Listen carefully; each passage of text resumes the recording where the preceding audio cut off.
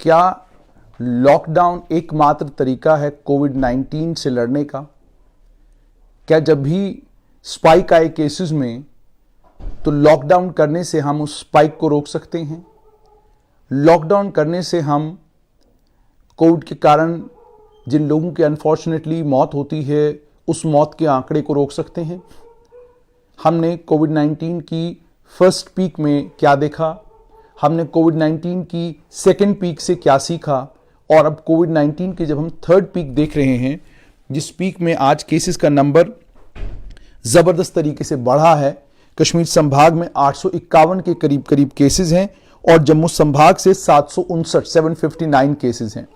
जब जम्मू संभाग की हम बात करते हैं तो पिछले एक हफ्ते की अगर मैं बात करूं तो इस हफ्ते में लगातार हमने केसेस का नंबर बढ़ता हुआ देखा है। अब ये केसेस का नंबर प्राइमरली क्यों बढ़ रहा है, जब मैंने स्वास्थ्य विभाग के कर्मचारियों से मालूम करने की कोशिश की तो उन्होंने मुझे बताया कि हमने अपनी टेस्टिंग जो है वो बढ़ाई है। अब टेस्टिंग बढ़ाने के दो तरीके, एक होता है कि लोग सिम्टम्स हैं किसी को और वो अपना आके कोविड का टेस्ट करा रहा है, वो पॉजिटिव हो रहा है, वो एक तरीका है। उसे आप ये कह सकते हैं कि आपने टेस्टिंग नहीं बढ़ाई, लोग टेस्ट करवाने के लिए आ रहे हैं, वो एक तरीका है। दूसरा ये कि अलग अलग जगह पर स्वास्थ्य विभाग की टीमें जा रही हैं, टारगेटेड जो है वो टेस्टिंग की जा रही है और उस टारगेटेड टेस्टिंग में बड़ी मात्रा में लोग पॉजिटिव आ रहे हैं। और तीसरा ये कि जो कोई पॉजिटिव कहीं पर हुआ, एक परिवार का एक व्यक्ति पॉजिटिव हुआ, बाद में बाकी लोगों ने टेस्ट कराए, पूरा परिवार पॉजिटिव आ गया, उससे भी नंबर बढ़ रहा है। अब ये सारी चीजें हैं जिनसे नंबर रोज बरोज आपको बढ़ा हुआ मिलता है।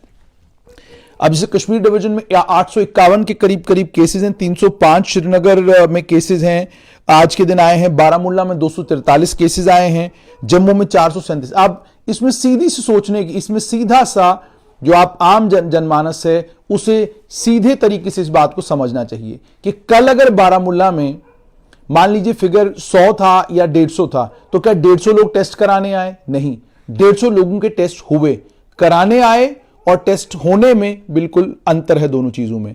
आप एक J&K बैंक की एक किसी ब्रांच में आप 200 टेस्ट करते हैं, 200 में से मान लीजिए 40 लोग वहां पर पॉजिटिव आए, मिसाल दे रहा हूं मैं, हुआ नहीं ऐसा कहीं पर, तो इसका मतलब क्या, आपने टेस्टिंग बढ़ाई है, आप अलग अलग जगहों पर जाकर टारगेटेड टेस्टिंग कर रहे हैं और उस टारगेटेड टेस्टिंग के नतीजे में आपके नंबर्स बढ़ रहे हैं। स्पाइक दिल्ली में भी देखने को मिला है, आज 27,000 के करीब करीब केसेस जो हैं वो दिल्ली में आए हैं, लेकिन वहां ऑड इवन का फॉर्मूला जो है दिल्ली में जो मेरी जानकारी है उसके मुताबिक वहां पर ऑड इवन का फार्मूला लागू किया गया है।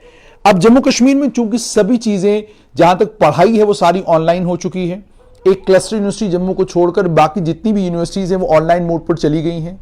कोचिंग सेंटर्स का भी यही हाल है, स्कूल्स का भी यही हाल है, और स्कूल ऑलरेडी ऑनलाइन मोड पर चल रहे थे, बच्चे तो स्कूल आ ही नहीं रहे थे। बच्चों की 15 से 18 साल की उम्र के जो बच्चे हैं उनकी साथ में वैक्सीनेशन भी हो रही है, ये सारी चीजें एक साथ हो रही। लेकिन क्या अब लॉकडाउन होगा?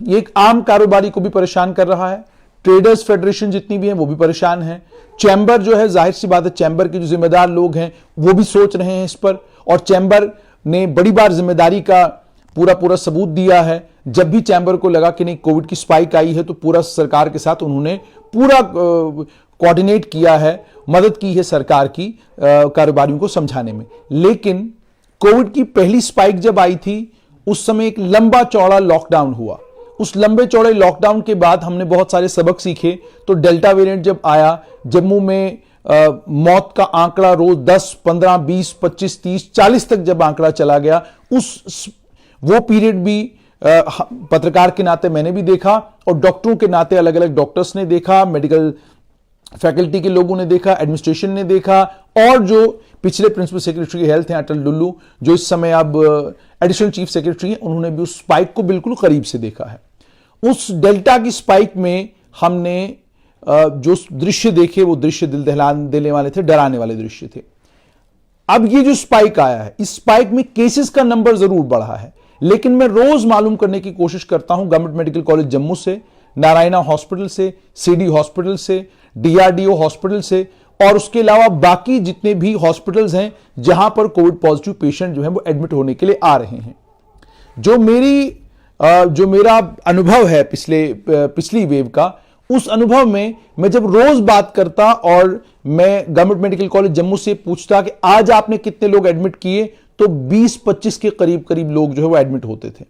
और उसके बाद जब मैं पूछता कि कितने लोगों की मौत हुई, तो 4 से 6 लोगों की बात तो मॉर्निंग में होती थी, शाम को आंकड़ा 20-25 तक पहुंच गया होता था। तो इस बार अभी तक जब से, और मैं ये आपको इसलिए बता रहा हूं क्योंकि 20-20 लोग, 25-25 लोग, 30-30 लोग पॉजिटिव पिछले लगभग 1 महीने से आ रहे थे।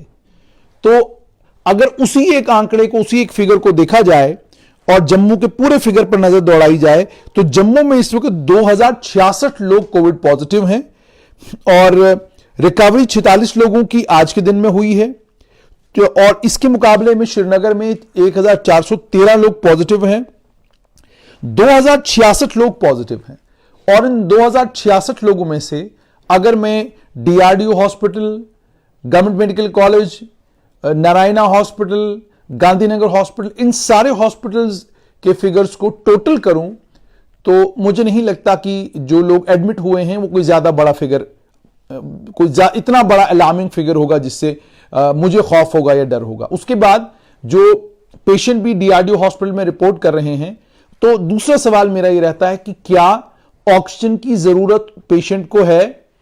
तो जवाब ये मिलता है जरूरत है, लेकिन जिस तरीके से ऑक्सीजन थर्स्टी पेशेंट, यानी जबरदस्त तरीके से ऑक्सीजन की डिमांड लेकर जैसे पेशेंट सेकेंड वेव में आ रहा था, वो इस वेव में अभी तक देखने को नहीं मिला है। उसके बाद तीसरी चीज जो पता चल रही है कि जो कोमॉर्बिड हैं, कोमॉर्बिड डेफिनेटली सीवियर और मॉडरेट डिजीज उनको हो रही है। अनवैक्सीनेटेड हैं तो दिक्कत भी हो रही है, परेशानी भी हो रही है। लेकिन जो लोग वैक्सीनेटेड हैं, जिनका नंबर बहुत बड़ा है, अगर वो पॉजिटिव भी हो रहे हैं, तो डॉक्टर्स बता रहे हैं कि सिम्टम ये है कि हल्का फुल्का बुखार 2-3 दिन रहता है, जुकाम रहता है, और उसके बाद पेशेंट जो है वो ठीक हो जाता है। ये कोविड पॉजिटिव पेशेंट जो है वो ठीक हो जाता है। उसके बाद ये भी मैंने पूछा तो कहा कई पेशेंट एंग्शियस हैं बहुत, कि आप कोविड पॉजिटिव हुए हैं और आपके जहन में वो डेल्टा वेरिएंट वाली वेव है। आपके जहन में आज तक जो कुछ कोविड को लेकर हुआ है वो खौफ आपके दिल में है, आपके दिमाग में है। उस खौफ के चलते भी कई सारे लोग जो हैं they are reporting to the hospitals. कई लोग वो हैं जो हॉस्पिटल इसलिए रिपोर्ट कर रहे हैं क्योंकि उनके घर में आइसोलेशन के लिए जगह नहीं है। अभी तक की स्थिति है, हो सकता है 4 दिन के बाद। और अब जो लोग पॉजिटिव हो रहे हैं, क्योंकि नंबर बहुत बड़ा है, फिगर बहुत बड़ा है, ठीक 10 दिन के बाद गवर्नमेंट मेडिकल कॉलेज के आइसोलेशन वार्ड से एक अंदाजा लग जाएगा कि ये वेव किस तरफ जाएगी। क्या इस वेव में बहुत बड़ी तादाद में लोग हॉस्पिटल्स में रिपोर्ट करेंगे? क्या इस वेव में भी लोग ऑक्सीजन की डिमांड को लेकर हॉस्पिटल पहुंचेंगे? ये क्लैरिटी जो है ये 10 दिन के बाद होगी। अभी फिलहाल इस पर कुछ क्लैरिटी के साथ नहीं कहा जा सकता। और मैंने आज जैसे आपको कहा, कई जगहों पर जहां पर स्वास्थ्य विभाग ने सैंपलिंग की है, वो खुद कह रहे हैं कि सिम्टोमेटिक पेशेंट है, कोई सिम्टम नहीं है, हमने टेस्ट किया तो पता चला कि वो पॉजिटिव हैं। कई बैंकों में टेस्ट हुए, तो अचानक मतलब हल्का फुल्का बुखार है, जुकाम है, कोई ज्यादा सिम्टम्स नहीं है, हल्के फुल्के जुकाम और बुखार में टेस्ट हुआ तो पता चला कि ये भी पॉजिटिव है। तो कहने का मेरा मतलब ये है कि जितने भी लोग पॉजिटिव आ रहे हैं, वो जो टारगेटेड टेस्टिंग हो रही है उसके कारण एक तो नंबर बढ़ रहा है, और दूसरा ये चूंकि एक वेव चल पड़ी है और इसमें लोग नंबर फिगर बड़े बड़े आ रहे हैं, तो जिस भी आदमी को बुखार और जुकाम हो रहा है वो फौरन टेस्ट करा रहा है और टेस्ट में पॉजिटिव आ रहा है। तो इसका मतलब पॉजिटिविटी जो है वो जम्मू डिस्ट्रिक्ट में बढ़ी है, इसमें कोई शक नहीं। पॉजिटिविटी जम्मू संभाग में बढ़ी है, इसमें भी कोई शक नहीं। पॉजिटिविटी कश्मीर संभाग में बढ़ी, इसमें भी कोई शक नहीं। सर्ज आता है और कोविड में इस तरह के सर्जेस आएंगे, वो बार बार कहा जा रहा है। लेकिन अब आइए दिल्ली की ओर देखते हैं। दिल्ली में जाहिर सी बात है आबादी ज्यादा है, उसके हिसाब से वहां कैजुअलिटीज, वहां लोगों की मौत भी कोविड के कारण बहुत सारे लोगों की अभी भी हो रही है, और वहां डेल्टा वेरिएंट भी है, ओमिक्रॉन वेरिएंट भी है। जम्मू में भी डेल्टा वेरिएंट भी है और ओमिक्रॉन वेरिएंट भी है। अब जैसा मैंने आपको कहा कि 10 दिन के बाद हॉस्पिटलाइजेशन के डाटा से यह पता चलेगा कि स्थिति खराब होने लगी है या स्थिति ठीक होने लगी है। दूसरा, लॉकडाउन को लेकर सरकार को जब फैसला लेना है तो सरकार सिर्फ आंकड़ों के ऊपर फैसला नहीं लेती। सरकार आंकड़ों के साथ साथ में हॉस्पिटलाइजेशन कितनी % हो रही है, पेशेंट जो आ रहा है, जो कोविड पॉजिटिव हो रहे हैं, क्या सिम्टम्स हैं, कितने सिम्टोमैटिक हैं, वैक्सीनेशन किस हद तक कामयाब हुई है, वैक्सीनेशन के कारण कितनी कम डिजीज लोगों को हो रही है, इन सारे आंकड़ों के ऊपर सरकार अपना फैसला लेती है। सरकारें ये नहीं होता कि हमने आंकड़ा दे दिया जी 1600 लोग पॉजिटिव हो गए, कल सुबह लॉकडाउन लग जाएगा, ऐसा नहीं होता। सरकारों को इकोनॉमी को भी चलाना है, कारोबारियों को भी चलाना है, बिजनेस के बारे में भी सोचना है, क्योंकि सरकार जानती है कि आज दुकान बंद हुई, आज कारोबार बंद हुआ, आज सिस्टम ठप हो गए, तो वो सारे का सारा बोझ दोबारा से सरकार के ऊपर ही पड़ेगा, क्योंकि कारोबारी को दोबारा रिलीफ सरकार को ही देना है। जितना भी सिस्टम बैठ जाएगा, उस सारे सिस्टम को दोबारा से ऑपरेशनलाइज करना और उस सारे सिस्टम को दोबारा से पटरी पे लाने का काम भी सरकार का होगा। और सरकार ये इस समय एफर्ट नहीं कर सकती। सरकार ऑलरेडी 2 वेवों के कारण इन्फ्लेशन और बाकी तमाम दिक्कतों से, अनएम्प्लॉयमेंट से, बाकी चीजों से जूझ रही है। तो सरकार नहीं चाहेगी कि इस वक्त इस तरह का कोई और सिनारियो बने। तो जैसे मैंने आपको कहा कि सरकार को जब फ्राइडे के दिन, 2 दिन के बाद जो फैसला लेना है सरकार अपने फैसले की बुनियाद किस किस चीज पर रख सकती है। उसमें एक तो यह होगा कि पॉजिटिविटी रेट हमारा कितना बड़ा है, इस पॉजिटिविटी को कम करने के लिए क्या किया जा सकता है apart from lockdown, number 1। Number 2 कि हॉस्पिटलाइजेशन हमारी कितनी है, कितने लोग हॉस्पिटल रिपोर्ट कर रहे हैं। नंबर 3 ऑक्सीजन की रिक्वायरमेंट हमारी कितनी है, क्या हम उसको फुलफिल कर पा रहे हैं कि नहीं कर पा रहे हैं। नंबर 4 जो पेशेंट रिपोर्ट कर रहे हैं, पेशेंट क्या ऑक्सीजन की कमी के कारण हॉस्पिटल आ रहे हैं, डर के कारण आ रहे हैं, खौफ के कारण आ रहे हैं, सीवियर डिजीज के कारण आ रहे हैं, ये सारी चीजें। और उसके बाद एक सबसे इंपॉर्टेंट फैक्टर ये, हम किस हद तक कामयाब हुए हैं वैक्सीनेशन करने में, हम किस हद तक कामयाब हुए हैं बूस्टर डोज लगाने में। ये सारे फैक्टर्स, सरकार जो है इन सारे फैक्टर्स को बुनियाद बनाएगी ये फैसला लेने में कि क्या हम दोबारा से लॉकडाउन करें या हम लॉकडाउन ना करें। अब सरकार को करना क्या चाहिए। पत्रकार के नाते मैं जाती तौर पे जो अभी तक मैंने महसूस किया है वो ये कि कोविड-19 जो इस बार है, जो वैक्सीनेटेड लोग हैं उनके लिए जो डॉक्टर सुना रहे हैं कि जी सिम्टम्स आ रहे हैं और बुखार भी आ रहा है, लेकिन सीवियरिटी उस तरह की देखने को नहीं मिल रही है जिस तरह की सीवियरिटी हमें डेल्टा के वक्त देखने को मिली थी। अभी तक डॉक्टर्स कह रहे हैं स्थिति हफ्ते के बाद बदल सकती है। इसलिए बदल सकती है क्योंकि कोमॉर्बिड लोग होंगे, बीमार लोग होंगे, वो लोग होंगे जिनके घर में कोई पॉजिटिव जाएगा और बाकियों को भी बीमार करके आएगा। वहां क्या रिस्पॉन्स आता है, वहां किस तरीके से, वहां क्या सिचुएशन बनती है, क्या दोबारा से बाईपैप्स की और बाकी तमाम चीजों की जरूरत पड़ेगी, क्या लोगों को घरों के अंदर इंतजाम करना पड़ेगा ऑक्सीजन का। ये सारी चीजें जो है, सारी चीजों को सरकार ध्यान में लाएगी और ध्यान में लाने के बाद सरकार फैसला लेगी कि हमें लॉकडाउन लगाना है या लॉकडाउन लगाना नहीं है। अब अगर कारोबारियों की बात की जाए, कारोबारी ये सवाल पूछता है कि जी हम तो कोविड के प्रोटोकॉल्स को अभी तक उसका पालन कर रहे हैं, हम तो अपनी दुकान पे मास्क लगा के बैठते हैं, हम तो सैनिटाइजर अपने पास रखते हैं, हम तो लोगों को कहते हैं कि आप सोशल डिस्टेंसिंग करिए, लेकिन किस हद तक आप लोगों को डिसिप्लिन कर पाएंगे, क्या मुमकिन है। वो ये भी कहते हैं कि इतनी बड़ी भीड़ जो रोज बाजार में होती है, अब आप फौरन इस भीड़ को दोबारा से कहेंगे आप घर वापस चले जाइए, क्या उससे कोई फायदा होगा, क्या उससे हम कुछ सूरत बदल पाएंगे, शक्ल बदल पाएंगे। पिछली बार भी जब हमने लॉकडाउन किया तो लॉकडाउन के बाद हमने क्या किया, हमने इन्फेक्टिविटी को रोका। इन्फेक्टिविटी जितनी होनी थी उतनी हुई, जितने लोगों को पॉजिटिव होना था उतने लोग पॉजिटिव हुए और मौत का आंकड़ा कहां से कहां पहुंच गया वो भी सरकार को पता है, प्रशासन को पता है। तो इसलिए बेटर ये है कि डॉक्टर्स की सलाह ली जाए, हॉस्पिटल से हॉस्पिटलाइजेशन का डाटा इकट्ठा किया जाए।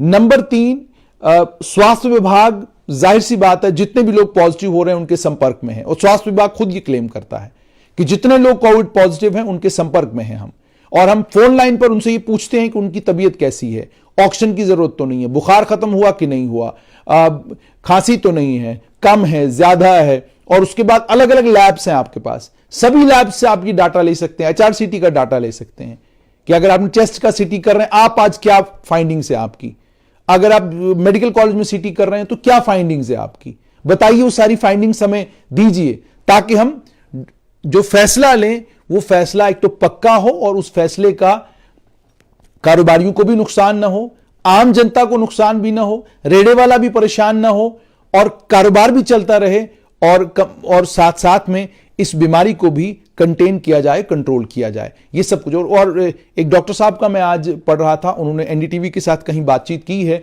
और उसमें उन्होंने एक लंबा इंटरव्यू दिया है अपना और कहा है कि ओमिक्रॉन जो है नॉर्मल खांसी जुकाम है, ये वो कह रहे हैं।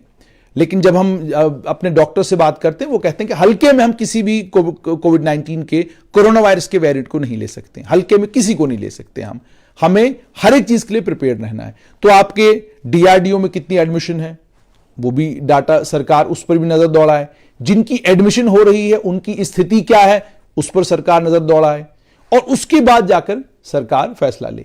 ट्रेड बॉडीज, बिजनेसमैन, सभी लोग इस वक्त परेशान डर में है, खौफ में है कि दोबारा कहीं स्थिति वैसी ना हो जाए।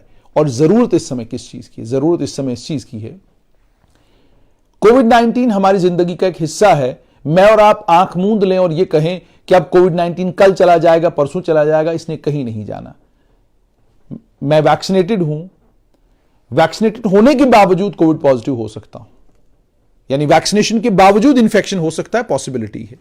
तो इसका मतलब यह कि मुझे यह मान के चलना है कि मैंने अपना जीवन, आने वाला जितना भी हमारा टाइम है, जब तक कि वैक्सीनेशन मुकम्मल तौर पर नहीं होती, हर्ड इम्यूनिटी नहीं आती, तब तक हमको कोविड के साथ ही अपना जीवन जीना है। अब सब जाएगी ये सब सिलसिला इसी तरीके से चलता रहेगा। तो इसके बीच में से एक साइंटिफिक वे आउट निकालना है, जिस साइंटिफिक वे आउट से ये इंश्योर किया जाए कि आम आदमी की जिंदगी दोभर ना हो, कारोबार को नुकसान ना हो, सिस्टम बैठ ना जाए, सिस्टम भी चलता रहे, इन लोगों का इलाज भी होता रहे और कोविड से भी हमारी जंग जारी रहे।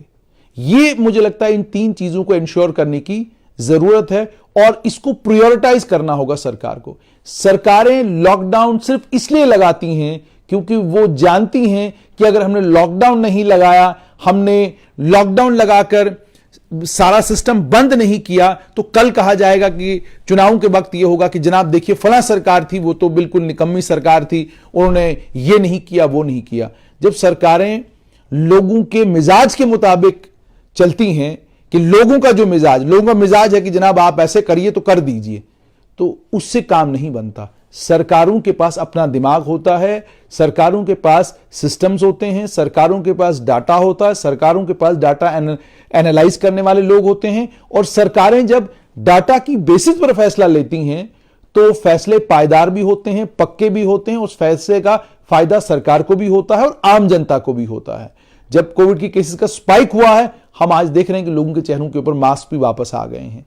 तो इसका मतलब यह है कि पब्लिक को डिसिप्लिन करना कोई मुश्किल काम नहीं है, बड़ा आसान काम है, इतना टफ काम नहीं है जितना टफ काम सरकार बता रही है। लेकिन इंपॉर्टेंट यह है कि सरकार वही करे जो सरकार को आंकड़ों की बेसिस पर, जो सरकार को हॉस्पिटलाइजेशन के डाटा की बुनियाद पर, जो सरकार को बूस्टर डोजेस कितने लगे हैं उस बुनियाद पर, जो सरकार को वैक्सीनेशन का जो डाटा इकट्ठा किया गया है उसकी बुनियाद पर सरकार वो पक्का और पायदार फैसला ले, जिससे ना तो कारोबारियों को परेशानी हो, ना आम जनमानस को परेशानी हो और ना ही दोबारा से जिंदगी को रोकने की जरूरत पड़े। यकीन मानिए, जिंदगी को रोककर आपने पहली वेव में भी आपने कोशिश की जिंदगी को रोकने की, तो उसके नतीजे क्या निकले वो आपके सामने हैं। दूसरी वेव में भी आपने कोशिश की कि जिंदगी को फिर से रोका जाए, लॉकडाउन लगाए जाए, बंद किया जाए सिस्टम, उसके नतीजे भी आपके पास हैं। और अब तीसरी वेव जब आई है तो वो उस समय आई है जब आपकी खुद का क्लेम है कि 100% वैक्सीनेशन हमने जम्मू डिस्ट्रिक्ट में एक डोज की तो हो गई है, ठीक है, दूसरी डोज भी आपकी, उसमें भी आप जबरदस्त कमाल किस्म का काम कर रहे हैं। तो जब आपकी वैक्सीनेशन हो चुकी है, उसके बाद भी अगर आपको खौफ और डर है और उसके बाद भी अगर आप स्पाइकों से खौफजदा होंगे, तो फिर मुझे नहीं लगता कि सरकार के लिए संभव हो पाएगा कभी भी सिस्टम को सुचारू रूप से चलाना, सिस्टम को सही तरीके से चलाना। सरकार तभी सिस्टम को तरीके से और सुचारू रूप से चला पाएगी जब सरकारों के फैसले साइंटिफिक बुनियादों के ऊपर होंगे, इस बुनियाद पर नहीं होंगे कि जनाब स्पाइक हो गई, इतने केसेस आ गए, कर दीजिए सब कुछ बंद और ये स्पाइक जो है इसको हम रोक लेंगे, केसेस उससे कम हो जाएंगे, फिर 1 महीने के बाद दोबारा से हम जिंदगी को शुरू करेंगे। वो 1 महीना किसी रेड़े वाले के लिए बड़ा दिक्कत का हो सकता है। उसी 1 महीने में एक किसी दुकानदार की जो बैंक की किस्तें रह जाएंगी, वो बैंक माफ करने वाला नहीं है।